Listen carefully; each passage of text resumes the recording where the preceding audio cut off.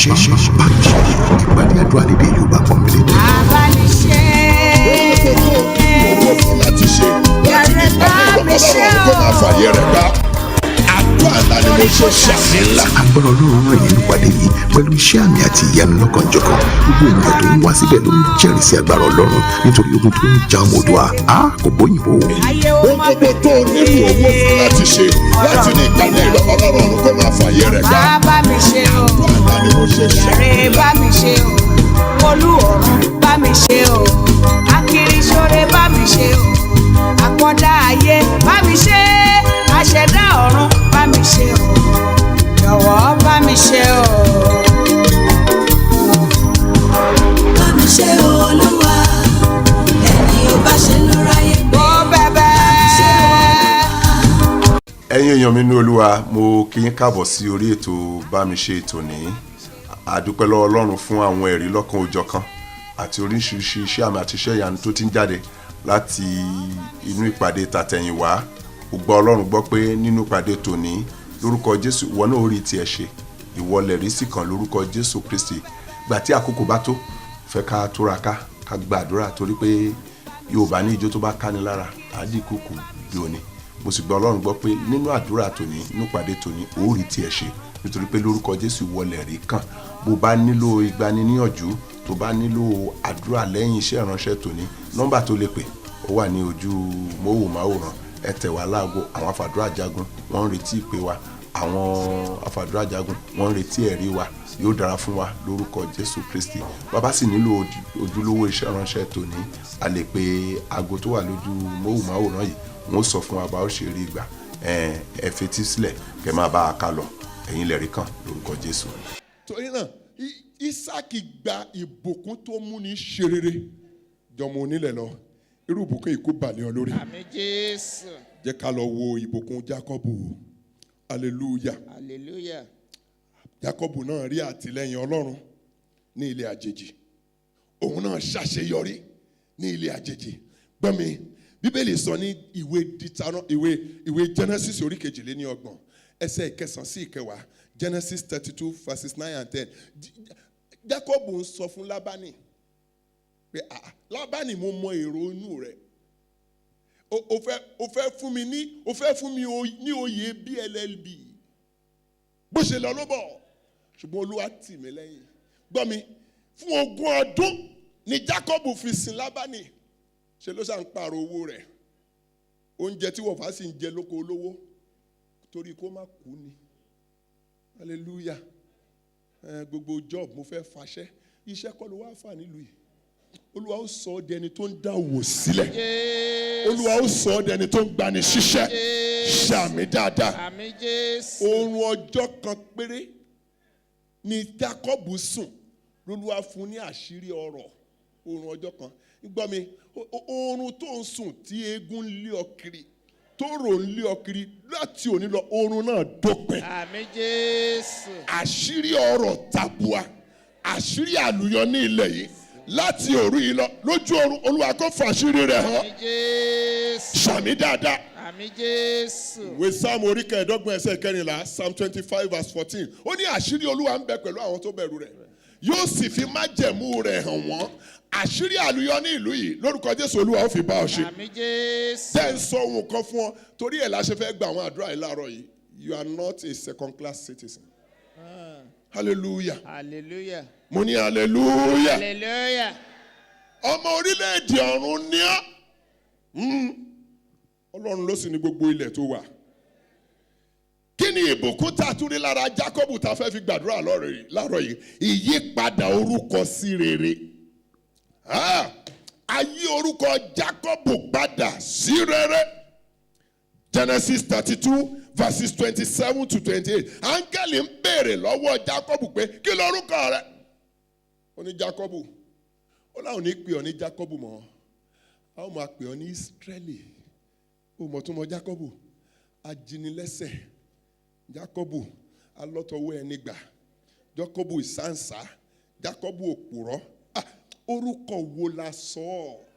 Orúkọ wo láyé sọ? Orúkọ wo ní ẹ̀gàn sọ? Onígbèsè, alámùbọ́, aláìsàn, alárìnká aláìlówó lọ́wọ́ aláìríṣe lábẹ́ ohùn mi láàárọ̀ yìí lórúkọ Jésù Olúwa kó máa yí orúkọ rẹ padà sí rere Jésù. ṣàmì dáadáa Àmín Jésù. àwa sọ Jákọ́bù asọ ní Ísírẹ́lì tí í ṣe prince ọmọba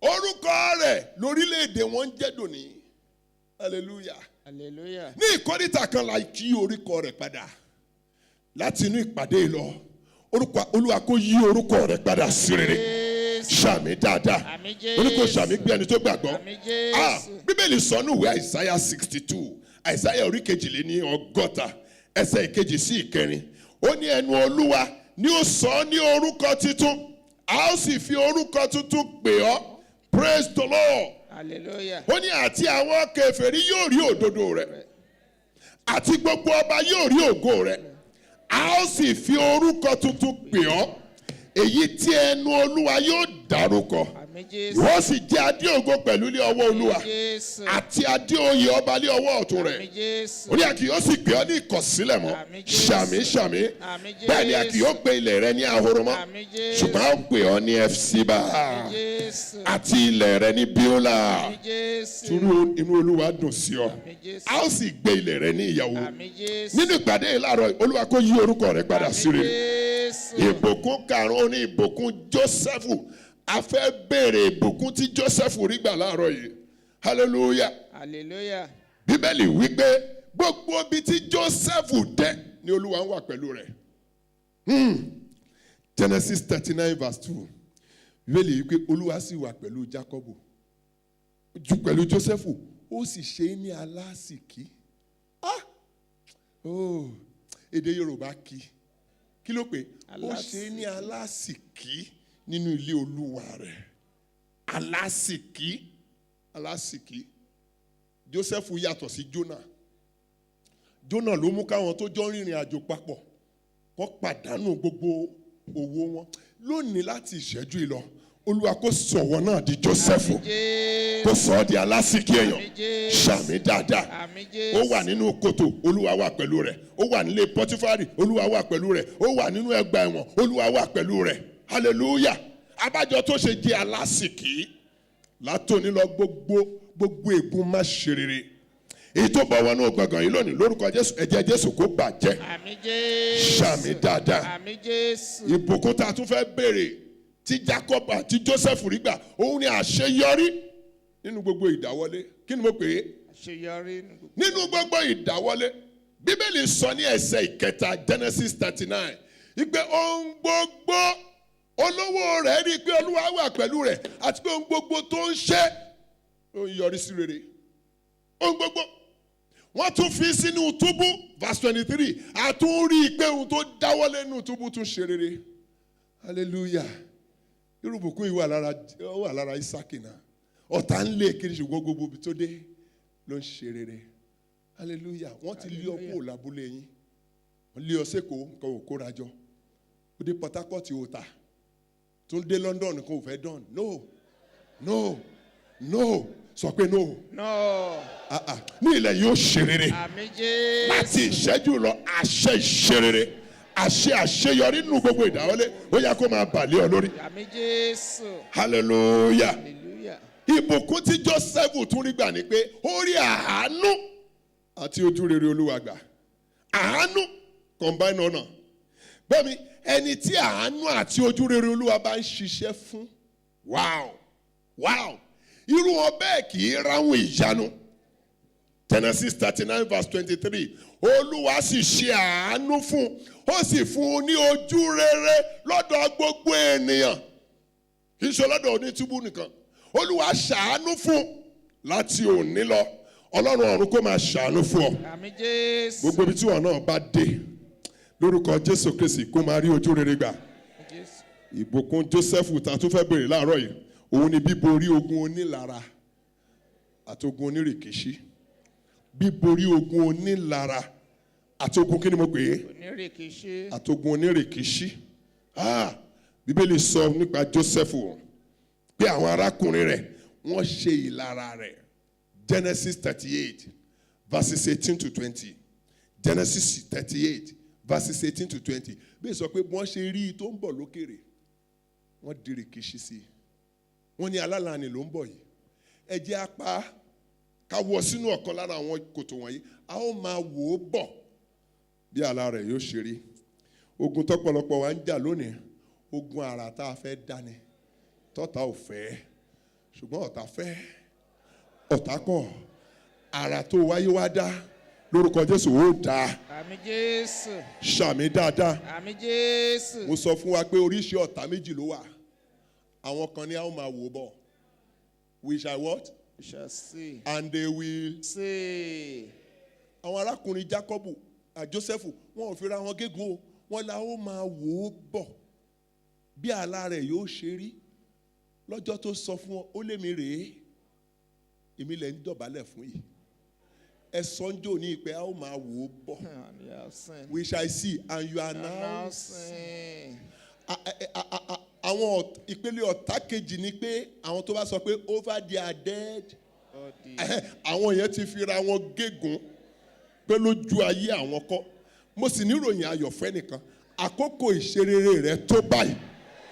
Gbogbo àwọn tó sọ pé lójú ayé àwọn kọ́ lórúkọ Jésù ó yá kó máa ṣí lẹ́wọ̀n. Àmín Jésù. Wọ́n lórúkọ Jésù kó máa dòkú. Àmín Jésù. Ṣàmì dáadáa. Àmín Jésù. Joseph wá ń sọ ẹ̀rí rẹ̀ fáwọn arákùnrin rẹ̀ Genesis chapter 50 verse 20. Ó ní ẹ má ṣe bànújẹ́. Ibi lẹ́rò sí mi níjọ́ níyìn. Ṣùgbọ́n Olúwa sọ ọ́ di rere. Gbogbo ibi tí ẹnikẹ́ni rò sí ọ lábẹ́ omi láti ìṣẹ́jú lọ Olúwa kó máa sọ ọ́ di rere. Àmín Jésù. Ṣàmì dáadáa. Àmín Jésù. Jẹ́ ká wo ìbùkún àwọn bàbá wa méjì sí torí àkókò wa ti lọ ká tó lọ gbàdúrà. Ìbùkún kẹfà ó ní ìbùkún Sámúẹ́lì. Ìbùkún kí ni mo pè é? Ìbùkún Sámúẹ́lì. Ìbùkún tiẹ̀ ní ìdáhùn gbogbo àdúrà. Ìdáhùn gbogbo àdúrà. Bíbélì sọnù ìwé Sámúẹ́lì kìíní orí kẹta ẹsẹ̀ kọkàndínlógún 1 Samuel chapter 3 verse 19. Sámúẹ́lì sì ń dàgbà, Olúwa sì wà pẹ̀lú rẹ̀, kò sì jẹ́ kí ọ̀kankan nínú àwọn ọ̀rọ̀ ẹnu rẹ̀ kó bọ́rẹ́lẹ̀. Gbogbo àdúrà, gbogbo ohun tí Sámúẹ́lì béèrè lọ́wọ́ Ọlọ́run lórí gbà. Àṣẹ yìí láti àárọ̀ yìí lọ kó máa bá wọn náà rélé. Àmín Jésù. Àṣẹ ìdáhùn sí àdúrà lẹ́sẹ̀kẹsẹ̀. Gbọ́mi ọ̀pọ̀lọpọ̀ alábẹ́ ohùn mi tó bá yẹ pé àdúrà wa àtẹ̀yìnwá ti gbà a ò ní wà níbi tá a wà yìí. Ipò wa ò ní rí bó ṣe wà yìí ṣùgbọ́n láti òní lọ àti àdúrà àtẹ̀yìnwá àtẹ̀yí tó gbà nínú ìpàdé yìí lónìí lórúkọ Jésù lẹ́sẹ̀kẹsẹ̀ Olúwa kó fà ṣe ọ̀run tì lẹ́yìn. Àmín Jésù. Mo ní òǹtẹ̀ ọ̀run kó tì í lẹ́yìn. Àmín Jésù. Bíbélì sọ nípa Jábésì pé gbogbo ohun tó béèrè l'Olúwa mú ṣẹ. Gbogbo ohun tó béèrè nínú ìpàdé yìí láàárọ̀ yìí Ọlọ́run ọ̀run kó mú ṣẹ. Àmín Jésù. Jẹ́ ká lọ wo ìbùkún Dáníẹ́lì ká tó gbàdúrà. Ìbùkún ta ni mo pè é? Dáníẹ́lì. Ìbùkún Dáníẹ́lì. Ìbùkún àkọ́kọ́ ni ìbùkún àṣírí sí ojú ìtú ìṣòro. Àṣírí ojú ìtú sí ìṣòro gbogbo. Dáníẹ́lì Ọlọ́run ń fi àṣírí ojú ìtú ìṣòro táwọn èèyàn ní ó fi hàn. Ọba Nebukadnesari lálàá ó sùn lálàá nínú yàrá rẹ̀. Ó wá pè gbogbo àwọn alálùpàídé àti gbogbo àwọn ọlọ́gbọ́n ìlú. Ó ní mo sùn lánàá o sì lálàá kan. Mi ò rántí àlá tí mo lá. Ẹ wá túmọ̀ rẹ̀ fún mi. Bẹ́ẹ̀ bá túmọ̀ rẹ̀ gbogbo yín ti dòkú. Bíbélì wípé Dáníẹ́lì wọ yàrá ó wojú Olúwa. Daniel chapter 2 verses 16 to 19. Bíbélì sọ pé ní òru Olúwa fi àṣírí àlá ó fi hàn Dáníẹ́lì. Àṣírí gbọ́ mi gbogbo ayé ló wà nínú ìṣòro. Wọ́n sì ń wá ẹni tó ní ojú ìtú lọ́wọ́. Ojú ìtú lóyìnbó ń pè ní solution. Ẹni tó sì ní solution òun ni ló ní remuneration. Òun ló ní promotion. You can't be a liability. Kò ráwọn èèyàn kórìíra rẹ̀. Wọ́n ṣe ní kórìíra. Or when you are an asset. Wọ́n mọ̀ pé tí ìṣòro bá dé ẹ̀jẹ̀ á lọ bá àwọn ò rí ojú ìtú sí ìṣòro. Wọ́n lè má láìkì ìlà tó kọ bó bá kọ bíi tèmi yìí. Wọ́n lè má láìkì bó o ṣe ga bóyá o ga bíi tèmi yìí. Wọ́n lè má láìkì bó o ṣe kúrú. Wọ́n lè má láìkì àwọ̀ rẹ̀. Ṣùgbọ́n wọ́n mọ̀ pé ojú tó ń bẹ lọ́wọ́ rẹ̀ láti òní lọ agbára tó ń fún Daniel ní ojútùú ó wà nínú ìpàdé ìlónìí náà ojú ìtìsí gbogbo ìṣòro lórúkọ Jésù Olúwa kó máa fi lé ọ lọ́wọ́ Àmín Jésù. ṣàmì dáadáa. Àmín Jésù. Ìbùkún tí ó tún jẹ́ ìbùkún Daniel ni ìbùkún ìrántí ní ibi gíga kí ni mo pè é Òkun ìrántí níbi gíga. ìrántí ní ibi gíga Daniel orí ìkarùn-ún ẹsẹ̀ ìkẹwàá sí ìkẹtàlá ọba ayaba ló ń sọ fún ọba nígbà tí ọkàn bá pòrúurú ayaba wa ń sọ fún ọba pé ọkùnrin kan wà ní ìjọba bàbá rẹ̀ orúkọ rẹ̀ a máa jẹ́ Daniel ẹni tí ẹ̀mí Ọlọ́run ń bá ṣe ó wá rí ọwọ́ lára ògiri ló lè súnmọ́ jẹ́ ká ránṣẹ́ sí i wọ́n rántí Daniel ní ibi gíga gbogbo ẹ̀kọ́ lábẹ́ ìwọ̀n mi láàárọ̀ yìí Ọlọ́run fi tálẹ́ǹtì kan fún wọn náà ní ibi gíga mi tí ó ti wúlò láti ìṣẹ́jú ìlọ ó yá kó máa rántí rẹ níbẹ̀ Jésù. ṣàmì dáadáa Àmín Jésù. rántí ó ti tó gẹ́ níbi tí wọ́n ti ń gọ́sìpù nípa ẹ̀ òrí lágbájá kò tí ì pààrọ̀ aṣọ ẹ̀ láti jẹta ní ibi gíga níbi tó ti ṣe rere láti àárọ̀ yìí lọ ká máa rántí rẹ níbẹ̀ Àmín Jésù. ṣàmì dáadáa Àmín Jésù. Daniel náà di ẹni ńlá ní ilẹ̀ àjèjì ó ṣe kí ni àtọ̀hún rìn wá Daniel orí karùn-ún ẹsẹ̀ kọkàndínlọ́gbọ̀n àfi jẹ igbá kẹta ọba Daniel 5:29 àfi Daniel jẹ igbá kẹta ọba ní ìlú tá ò bí jẹ́ ká wo eléyìí ká tó lọ gbàdúrà ìbùkún bíborí ogun àwọn ajínilẹ́sẹ̀ àtogun olùfisùn ogun kí ni mo pè é ajínilẹ́sẹ̀ àti olùfisùn níwèé Daniel orí ìkẹfà àwọn tó ń jowú Daniel wọ́n ń wò pé ọ̀nà wo la gbọ́dọ̀ gbà fi mú ọkùnrin yìí gbogbo ẹni tó ń jowú rẹ̀ níbi iṣẹ́ láti òní lọ lórúkọ Jésù ó yá ìdájọ́ Ọlọ́run kó máa ṣẹlẹ̀ sí wọn. Àmín Jésù. gbọ́n mi a ó gbàdúrà tiwọn láàárọ̀ yìí kọ́tà tó rẹ́yìn ẹ níbi ìṣerere Olúwa kó taari wọn dànù. Àmín Jésù. wọ́n lọ sọ wọn ní òkè ọ̀nà kan náà tá a fi lè mú Daniel ní pé tá a bá ní kó má gbàdúrà sí Ọlọ́run mọ́ ẹ jẹ́ ká ṣòfin wọ́n wá ṣòfin ibi gbogbo òfin ibi tó ń di ayé rẹ lẹ́nu tó ń yọ lẹ́nu lónìí láti orí ìpàdé yìí lọ láti ní ìpàdé Ọlọ́run ọ̀run kó yí ìpadà. Àmín Jésù. wọn náà mọ̀tàn yìí Daniel ń gbàdúrà sí Ọlọ́run àti sínú ihò kìnìún ò rí nǹkan kan fi ṣe ọba wa pàṣẹ pé gbogbo àwọn tó wá fẹjọ́ Daniel sùn àtàyà wọn àtàwọn àwọn tó máa kórìíra rẹ̀ máa rógo wọ́n rò pé wọ́n nìkan ni wọ́n mọ̀ pé ogun ọ̀run ń tì ọ́ lẹ́yìn àtàyà àtàwọn ọmọ àti gbogbo tó ń ní wọ́n tì wọ́n sínú ihò kìnìún Bíbélì sọ pé kan tó wọbẹ̀ kìnìún fà wọ́n ya pẹ̀rẹ̀pẹ̀rẹ̀ àbájọ ìwé òwe orí 11 ẹsẹ̀ 8 Proverbs 11:8 ó ní a mú olódodo kúrò nínú ibi èèyàn búburú a sì bọ́ sí ipò rẹ̀ gbogbo kòtò ibi tọ́ta gbẹ́ sílẹ̀ dè ọ́ láti àárọ̀ yìí lọ Ọlọ́run ọ̀run kó máa taari wọn síbẹ̀ Àmín Jésù. Ọlọ́run ọ̀run kó máa taari wọn síbẹ̀ Àmín Jésù. lórúkọ Jésù bẹ́ẹ̀ ni kórí Àmín mo ní Jésù. ìròyìn ayọ̀ fún ọ Ọlọ́run àwọn bàbá wa sì ń ṣiṣẹ́ ìyanu wọn náà rí ọwọ́ Ọlọ́run ní ìpàdé yìí láàárọ̀ yìí Àmín Jésù. láti ìpàdé yìí lọ mo náà rí ọwọ́ Ọlọ́run Àmín Jésù. dìde lórí ẹsẹ̀ rẹ̀ a fẹ́ gbàdúrà. Bámiṣe ìpàdé àdúrà lédè Yorùbá pọ́nbélé tó máa ń wáyé ní sátidé kejì àti ẹ̀kẹrin nínú oṣù láago 9 sí 10 láàárọ̀ kùtùkùtù agbára Ọlọ́run rìn nínú ìpàdé yìí pẹ̀lú iṣẹ́ àmì àti ìyanu lọ́kànjọ̀kan gbogbo ènìyàn tó ń wá síbẹ̀ ló ń jẹ́rìí sí agbára Ọlọ́run nítorí ogun tó ń ja ọmọ Oòduà kò bóyìnbó ẹ tara ṣàṣà kẹ́ wá sí ìpàdé àdúrà tó lágbára yìí orin ìyìn àti ògo ẹ̀mí tó rinlẹ̀ àdúrà tí ó borí ogun kógun tó bá dojúkọ àti ìjìnlẹ̀ ìṣítí ọ̀rọ̀ láti orí ìtẹ́ ẹ̀mí mímọ́ ní èdè Yorùbá wá kí àjọ darapọ̀ pẹ̀lú ogunlọ́gọ̀ àwọn èèyàn tí ó wá sí gbàgede àdúrà yìí káàkiri àgbáyé láti gbóhùn àdúrà àti ìyìn sókè sí Olúwa wa gbogbo òkè ìṣòro rẹ yóò di pẹ̀tẹ́lẹ̀ ó dá mi lójú agbára Ọlọ́run yóò bùyọ nínú ayé rẹ ẹni àmì òróró Pásítọ̀ Débọ̀ Adégòkè ni yóò máa darí ètò. fọwọ́n tuntun gbogbo ipá àti agbára mídíánì ohunkóhun àdúrà Bámiṣe ní Mount Zion Christian Ministries International Freedom Arena number 2 North Road off White Hart Road Plumstead London SE 181DG fún ẹ̀kúnrẹ́rẹ́ àlàyé ẹ lọ sí wẹ́bsáìtì wa www.freedomarena.org.uk tàbí kí ẹ kọ̀wé sí wa ní info@freedomarena.org.uk lẹ́ẹ̀kan sí sátidé kejì àti ẹ̀kẹrin nínú oṣù ní àdúrà Bámiṣe yóò máa wáyé láago 9 sí 11 láàárọ̀ ìgbà náà láwọn máa pariwo sólúwa wa tí wọ́n yóò sì máa gbọ́ fún àdúrà wa.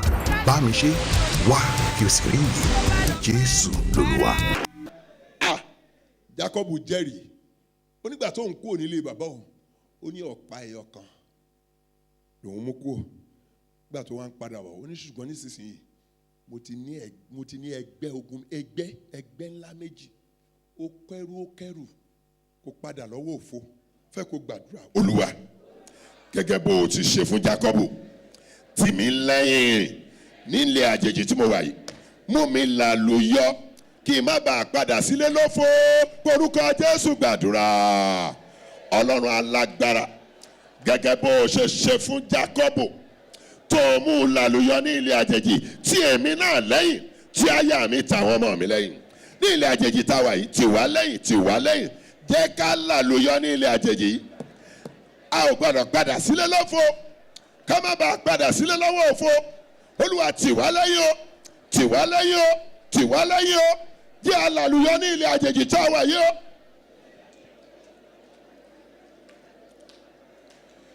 Jésù Kristi Olúwa wa Jésù Olúwa wa àdúrà wa kù mẹ́rin péré. Olúwa yí orúkọ Jákọ́bù padà àwa gan a nílò yípadà orúkọ láàárọ̀ yìí. Gbọ́ mi àwọn kan bẹ tí ìyanu ń júwe wọn Olúwa fi ìyanu ṣàpèjúwe rẹ̀. Àwọn kan náà sì ń bẹ tó jẹ́ pé ẹ̀gàn ló ń júwe wọn. Bátímíù afọ́jú, obìnrin onísun ẹ̀jẹ̀, hallelujah, fẹ́ kó gbàdúrà. Òpó Ṣúnémù, odòpó ni wọ́n fi Ṣúnémù sí orúkọ ẹ̀. Òun nìkan kọ́ lóbìnrin ní Ṣúnémù. Olúwa gẹ́gẹ́ bó o ṣe pa orúkọ Jákọ́bù padà tó o pa orúkọ rẹ̀ dà sí rere, yí orúkọ mi padà sí rere láti ìṣẹ́jú yìí lọ. Ó yá pé orúkọ Jésù gbàdúrà. Ọlọ́run alágbára gẹ́gẹ́ bó o ṣe yí orúkọ Jákọ́bù padà sí rere, Olúwa yí orúkọ mi padà sí rere láti ìṣẹ́jú yìí lọ. Yí orúkọ aya mi àtàwọn ọmọ mi padà. Mi ò fẹ́ jẹ́ onígbèsè mọ́, mi ò fẹ́ jẹ́ aláìsàn mọ́, mi ò fẹ́ jẹ́ àgàn mọ́, mi ò fẹ́ jẹ́ alámùbọ́mọ́, mi ò fẹ́ jẹ́ alámùbọ́mọ́. Olúwa yí orúkọ mi padà sí rere, yí orúkọ mi padà sí rere, yí orúkọ aya mi padà sí rere, yí orúkọ àwọn ọmọ mi padà sí rere, yí orúkọ wa padà sí rere láti ìṣẹ́jú yìí lọ. Olúwa ṣe bẹ́ẹ̀, Olúwa ṣe bẹ́ẹ̀, yí orúkọ wa padà sí rere.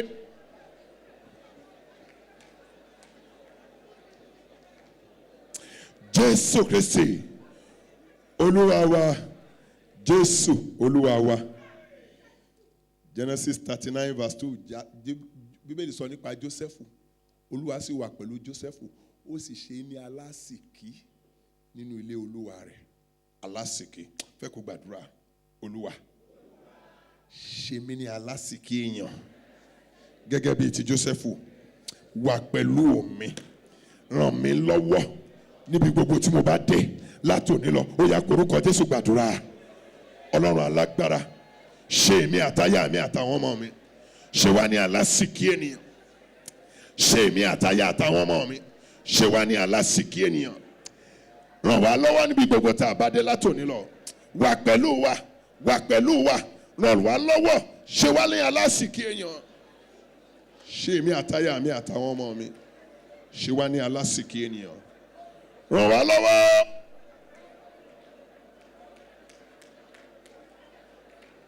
Níbi gbogbo tá a bá dé látòní lọ, Olúwa ràn wá lọ́wọ́, ṣe wá ní alásìkí ènìyàn. Ó ṣe Ọlọ́run ìyanu. Jésù Kristi Olúwa wa, Jésù Olúwa wa. Genesis 39 verse 21. Ṣùgbọ́n Olúwa wà pẹ̀lú Jósẹ́fù ìfún lẹ́yìn tá a tì sínú túbú. Ó sì ṣàánú fún, ó sì fún lé ojú rere ní ojú onítúbú. Fẹ́ kú gbàdúrà. Olúwa gẹ́gẹ́ bó o ti ṣe fún Jósẹ́fù, ṣàánú fún mi látòní lọ.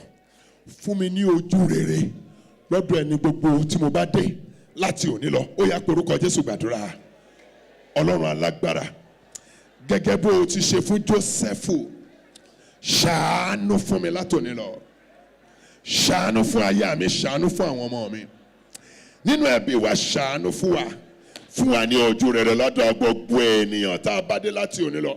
Àtẹni dúdú, àtẹni funfun, àtàwọn tó mọ̀ wá rí, àtàwọn tó ò mọ̀ wá rí, jẹ́ kí wọ́n máa ṣojú rere sí wa. Gbàdúrà lórí application mi, ṣàánú fún mi, ṣàánú fún mi, ṣàánú fún mi lójú rere lọ́dọ̀ gbogbo èèyàn.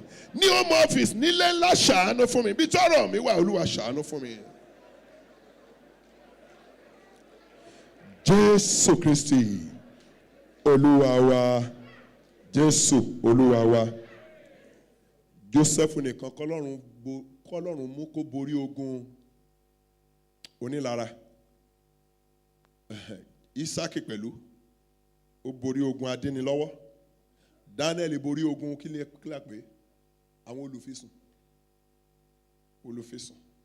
Bẹ́ẹ̀ kó gbàdúrà, a ó kó papọ̀ ní. Olúwa, gẹ́gẹ́ bó ṣe ṣe fún Joseph, Isaki àti Daniel, mú mi borí gbogbo ogun onílara, ogun onírìkíṣí, ogun ajínilẹ́sẹ̀, ogun olùfisùn tó ń yọ mí lẹ́nu látòní lọ. Ó yá korúkọ Jésù gbàdúrà. Ọlọ́run alágbára, gẹ́gẹ́ bó ṣe ṣe fún Isaki, tó ṣe fún Joseph, tó ṣe fún Daniel, mú èmi àtaya àtàwọn ọmọ mi nínú ẹbí wa. Olúwa, mú wa borí ogun onílara, ogun onírìkíṣí, ogun ajínilẹ́sẹ̀, ogun àwọn olùfisùn tó ń yọ wá lẹ́nu. Olúwa, mú wa borí wọn látòní lọ. Gbàdúrà bẹ́ẹ̀, mú èmi àtaya àtàwọn ọmọ mi, mú wa borí ogun onílara, ogun onírìkíṣí, ogun ajínilẹ́sẹ̀, ogun àwọn olùfisùn. Yes. Jésù Kristi Olúwa wa, Jésù Olúwa wa. Jẹ́ àfàdúrà yìí kásẹ̀ rẹ̀ ńlẹ̀. 1 Samuel 3:19. Olúwa sì wà pẹ̀lú Sámúẹ́lì, kò jẹ́ kí ọ̀kankan nínú àwọn ọ̀rọ̀ rẹ̀ kó bọ́rẹ́lẹ̀. Gbàdúrà tó gbà lórí ìdáhùn. Jẹ́ ká béèrè fún àṣẹ ìdáhùn lẹ́sẹ̀kẹsẹ̀. Olúwa, fi àṣẹ ọ̀run ti àwọn àdúrà mi lẹ́yìn látòní lọ. Jẹ́ n bẹ̀rẹ̀ sí ní rí ìdáhùn lẹ́sẹ̀kẹsẹ̀ bíi ti Sámúẹ́lì. Ó yá korúkọ Jésù gbàdúrà. Ọlọ́run alágbára, láti ìṣẹ́jú yìí lọ, fi àṣẹ ọ̀run ti àwọn àdúrà mi lẹ́yìn. Yes Lord, mi ò gbọ́dọ̀ gbàgbànú àdúrà mọ́. Jẹ́ n bẹ̀rẹ̀ sí ní dírí ìdáhùn àdúrà lẹ́sẹ̀kẹsẹ̀. Ìdáhùn àdúrà lẹ́sẹ̀kẹsẹ̀. Ìdáhùn àdúrà lẹ́sẹ̀kẹsẹ̀ bíi ti Sámúẹ́lì. Lẹ́sẹ̀kẹsẹ̀. Ramasoto yekerebo shanda ya baba. Lẹ́sẹ̀kẹsẹ̀. Ìdáhùn àdúrà lẹ́sẹ̀kẹsẹ̀.